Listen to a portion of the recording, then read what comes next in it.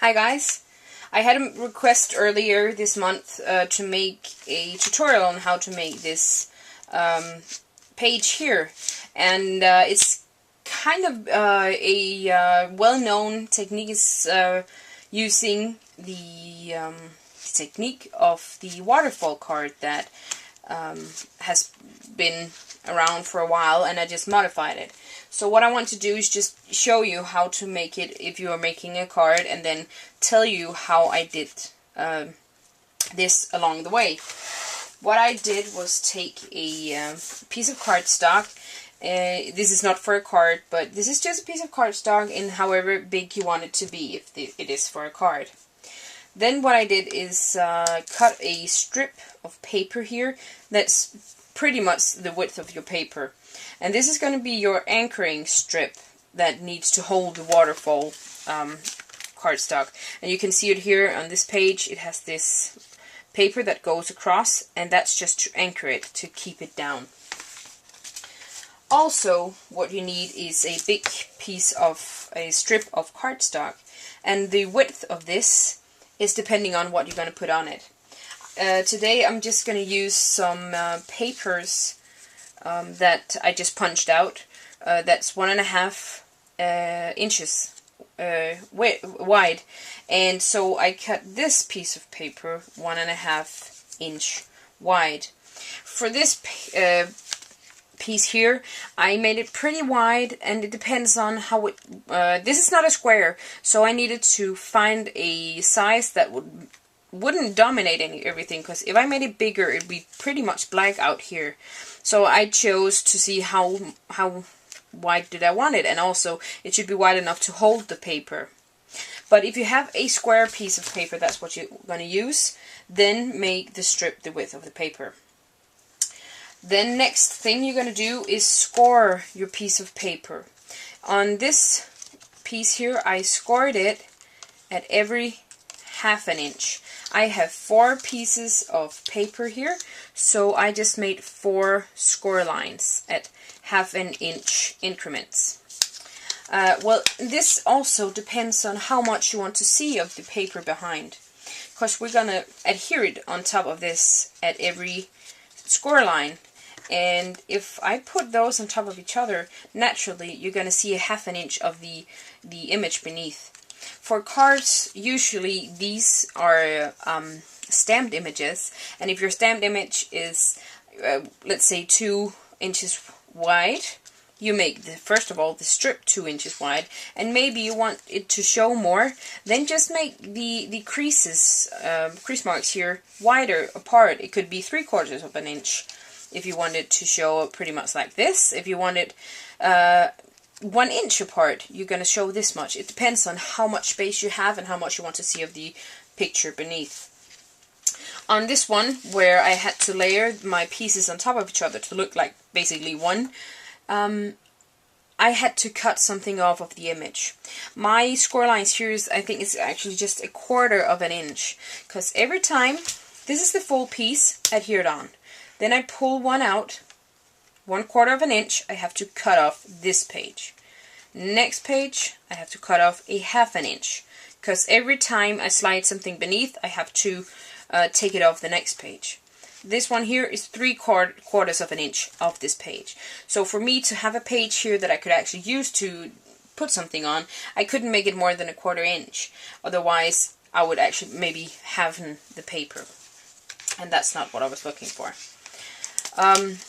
I hope all of this makes sense, because I'm trying to just give you the general idea of a waterfall card or a waterfall technique, and how you can just modify it however you want. That's basically the key for me to tell you this.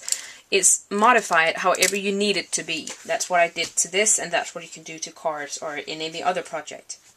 The anchor strip, for video purposes, I'm just going to adhere it with Scotch tape, but if you need it to be embellished on my page in the book, I attached it with brads to get a really strong hold. You could also attach it to brads to a card, or very strong adhesive, because that is what the waterfall is going to slide on. I'm just using this tape today. I wouldn't regularly do that. the length of the strip, maybe you noticed I didn't mention how long this is. This is just a scrap piece of paper that I had, and I actually don't know how long it is, and it's not actually very important, because what you need is the spacing down here, where this is a 1/2 inch, which means there's 2 inches down below here. And here's what's gonna fold, and this is gonna go behind this. Can you see this? Behind here. And I'm not gonna cut off the end here before I know how long I want it, because maybe, as for this card, I want to put a onesie on it, for people to see that you could actually pull something. Maybe you want it long enough to type down pull here, or put a tab on here, or maybe you just want a little bit small one and put a ribbon on. You can adjust that however you wish, but do not cut this until you're attached your little squares. So what I'm going to do is take it out, open it up, and I have my 4, maybe you can see this. This is scored 1/2 inch, 1, 1.5, and 2 inches. On the very first flap down here, I'm going to put adhesive and put that on here. I'm going to do it and try to explain it better maybe. What I forgot to mention, and also what I forgot when I cut this anchoring strip, is that the strip shouldn't be wider than the first folded area here.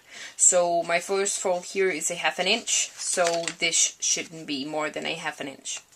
So I just trimmed that down and adhered it back on. I still have my adhesive on the bottom part here. I'm sliding the long tail underneath the anchoring line, and I'm adhering this bottom strip on top of the anchoring line, trying to center it as much as possible. Okay, well, that wasn't very good centering, but it's there. Now I'm just gonna adhere my pieces of paper. If it's stamped images, adhere that.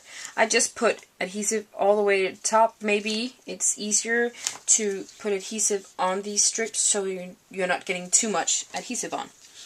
When you adhere these on, you want to put them just beneath the score line.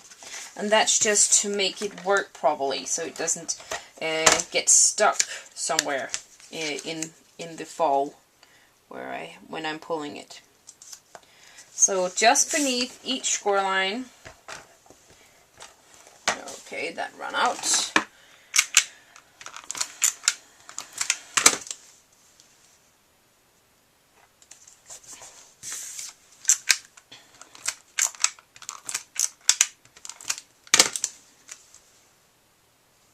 Like so.